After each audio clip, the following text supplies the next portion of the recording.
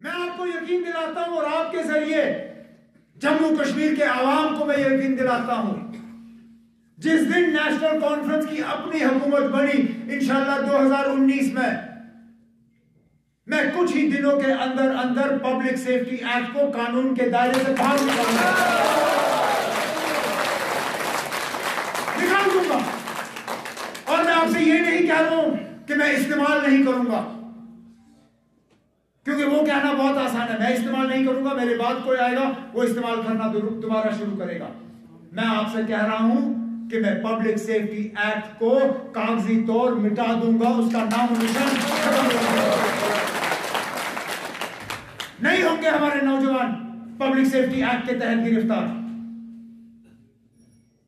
نہیں ہوں گے ہمارے ماں باپ پریشان کیا کہ ان کے لخت جگر کو پولیس نے اٹھایا اور پتہ نہیں کتنے مہینے تک وہ غائب رہیں گے۔